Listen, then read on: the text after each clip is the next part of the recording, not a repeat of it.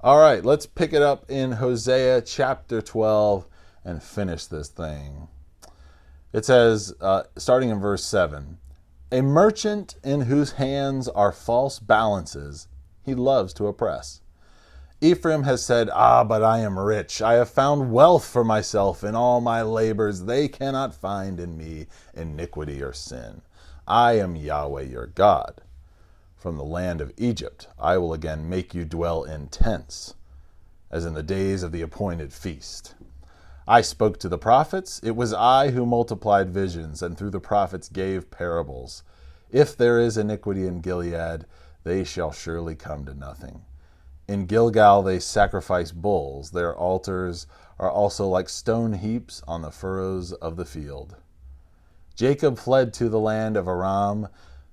There Israel served for a wife, and for a wife he guarded sheep. By a prophet Yahweh brought Israel up from Egypt, and by a prophet he was guarded. Ephraim has given bitter provocation, so his Lord will leave his blood guilt on him, and will repay him for his disgraceful deeds. Well, at the beginning, you have this analogy of Israel being like a merchant. If the northern region of Israel in Hosea's day had been a major tourist destination, you wouldn't have wanted to go to the gift shop. If Ephraim was a merchant, they'd be dishonest and cruel in their business tactics. It sounds like when they exported goods to other nations, they were overcharging and gouging their customers for every last penny. When the Egyptians came to buy olives, like we talked about last time, how oil was being sent to Egypt, the Israelites likely pulled down on the scale to make it heavier. They used dishonest systems of measurements, and this is something God hates. Several verses sound like this in the Bible, but Proverbs 20, verse 23 says, unequal weights are an abomination to Yahweh, and false scales are not good. As they scammed and ripped people off, Israel didn't care about their victims. They were too busy saying, I'm rich. I've struck gold. My behavior must be good.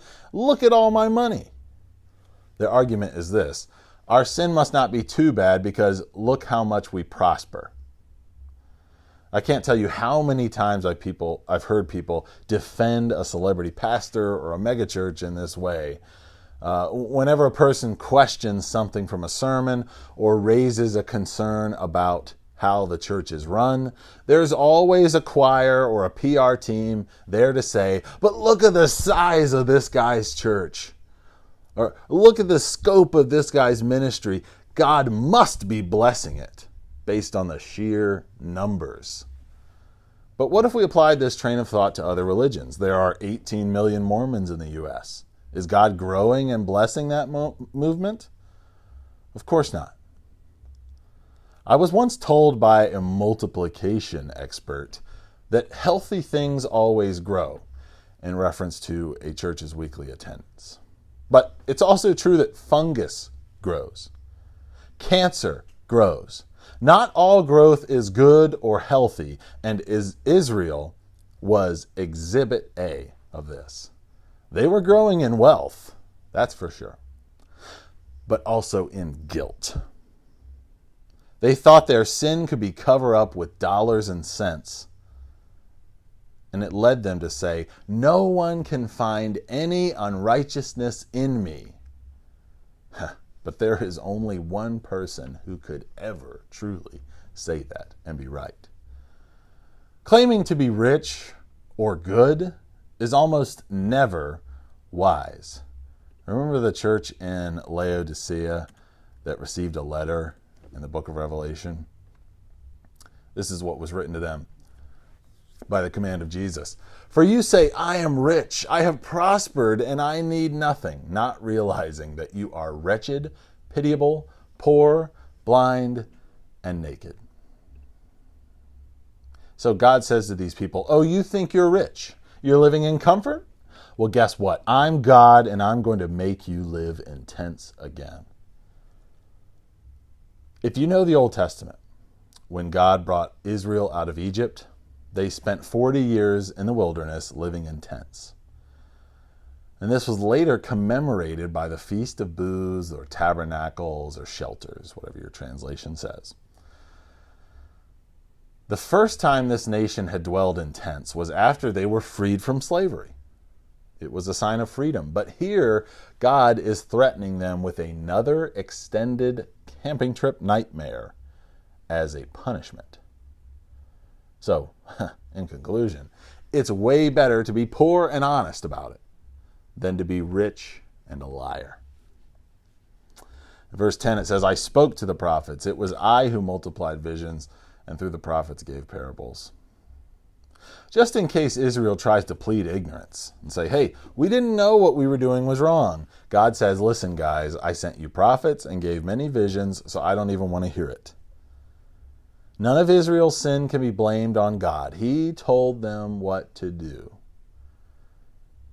And when they were straying from the path, he would interject and tell them what needed to be changed. Today, each of us and the people in the world as well have no excuse to continue in our rebellion against God.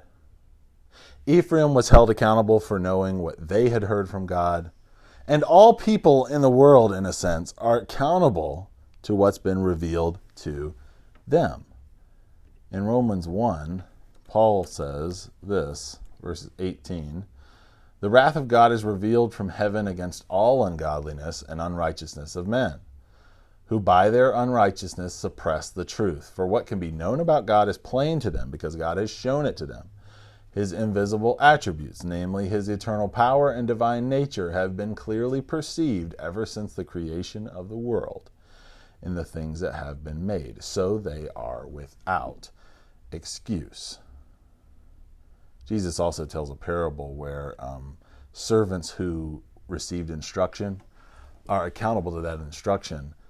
The servants who did not receive the instruction are accountable for the wrong things that they did, but not as accountable as those who were given instruction. And we, today as Christians, as people who have heard about God's ultimate revelation in Jesus Christ, are the most accountable that a person can be. And it's said this way in Hebrews 2, 1 through 4. Therefore, we must pay much closer attention to what we have heard, lest we drift away from it.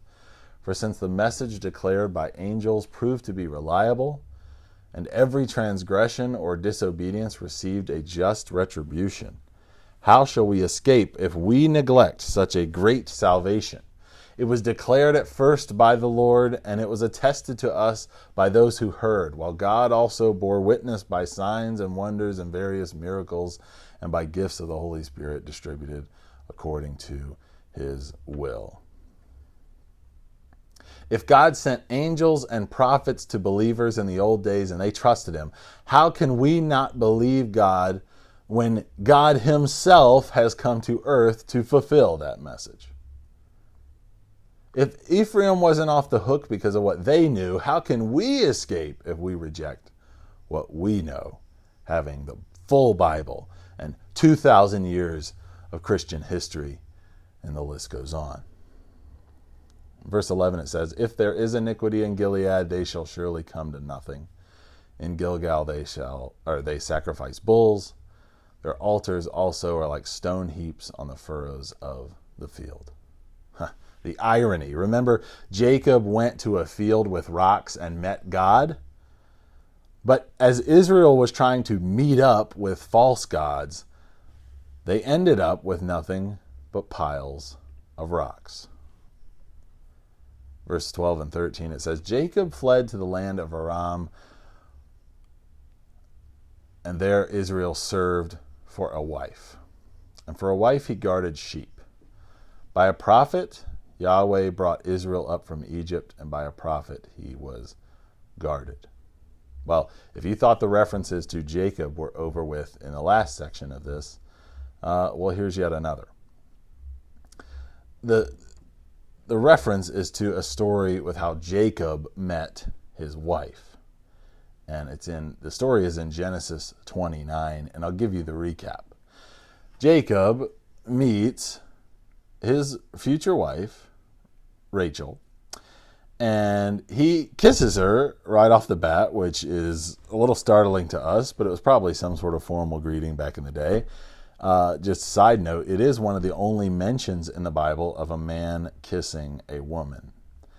And it happened during their first interaction, no less. Now, eventually these two got married, or so we think, because by the end of the story, you hear about how no one has ever been so shocked on the morning after their wedding as Jacob was. Behold, it was Leah, the text in Genesis says. Now, maybe it was a combination of the darkness at the venue under a big tent, or maybe it was the thick veil covering the bride's face, but I'm betting it was the inebriation of the groom that did the trick. Probably a mixture of all three. And I suspect that, as it says, Laban prepared the feast, he probably mixed Jacob an extra strong drink so he could pull off this switcheroo. The tables have turned, because in this story, Jacob is no longer the deceiver, but the deceived. The one who pretended to be Esau just slept with a woman pretending to be Rachel. That's the story of Jacob finding a wife in a foreign land. Both the person named Israel, Jacob, and the nation of Israel went off to foreign lands in their life. Earlier in his life, Jacob went to Aram to find a wife. And later on, Jacob's sons went to Egypt to find food. Jacob was a servant to Laban for a total of 14 years. Israel, after settling in Egypt, became enslaved to Pharaoh. Now, by the time Jacob left his foreign land, he had become a shepherd with a large flock, according to Genesis 31. But when Israel left Egypt, they were not shepherds. They were like sheep, needing Moses to shepherd them. In many ways, the story of the Exodus, when God redeemed Israel from slavery in a foreign land, is a lot like Jacob's search for a wife in a foreign land, and Hosea's pursuit of Gomer. But all that being said, this section of Hosea ends on a sour note, a bitter one to be exact, because in verse 14 it says, Ephraim has given bitter provocation, so his Lord will leave his blood guilt on him and will repay him for his disgraceful deeds.